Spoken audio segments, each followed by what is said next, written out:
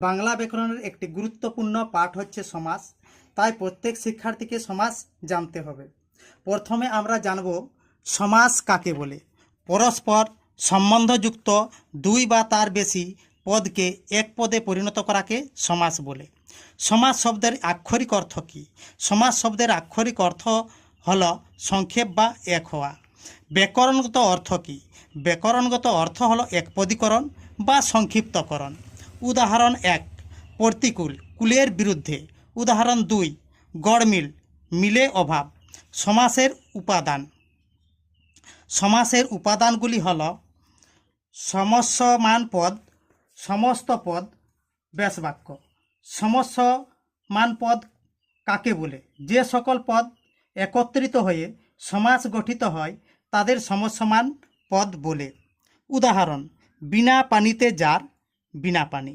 শ্রেণী: সমস্যমান পদ দুই প্রকার, যথা পূর্বপদ ও পরপদ।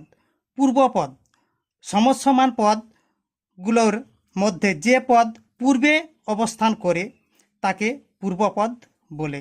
যেমন বিনা পানিতে যার, এখানে পূর্বে অবস্থান করেছে বিনা, তাই এটি পূর্বপদ।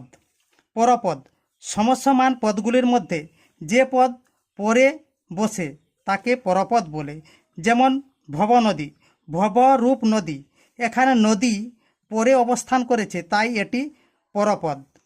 যেমন আবার বিনা পানিতে যার, বিনা পানি, এখানে বিনা পানি, এই যে পানিতে অবস্থান করেছে পরে, তাই এটি পরপদ। সমস্ত পদ: সমস্যমান পদগুলোকে এক পদে পরিণত হলে তাকে সমস্ত পদ বলে। যেমন কথামৃত, কথা অমৃতের মতো। এখানে বেশবাক্যের 3টি পদ একত্রিত হয়ে কথামৃত একটি নতুন পদ গঠিত হয়েছে। এই নতুন পদকেই সমস্ত পদ বলে। বেশবাক্য কাকে বলে? সমস্ত পদকে ভেঙে সমাসের অর্থ যে বাক্যের দ্বারা ব্যাখ্যা করা হয় তাকে বেশবাক্য বলে। যেমন দশানন, দশ আনন যার, এখানে দশানন সমস্ত পদকে বিশ্লেষণ করে 10 আনন যার বাক্যটি পাওয়া গেছে, তাই এটি বেশবাক্য। একটা গুরুত্বপূর্ণ কোশ্চেন: বেশবাক্যের অপর নাম বিগ্রহ বাক্য কেন?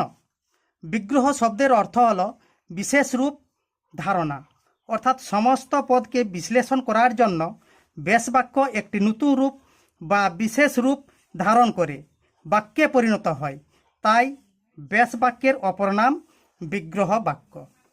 আশা করি প্রত্যেকে বুঝতে পেরেছ। সমাসের পার্ট 2 শীঘ্রই আসছে, তাই চ্যানেলটি সাবস্ক্রাইব করে রাখবে। ভিডিওটি পছন্দ হলে লাইক করবে এবং বন্ধুবান্ধবদেরকে শেয়ার করবে।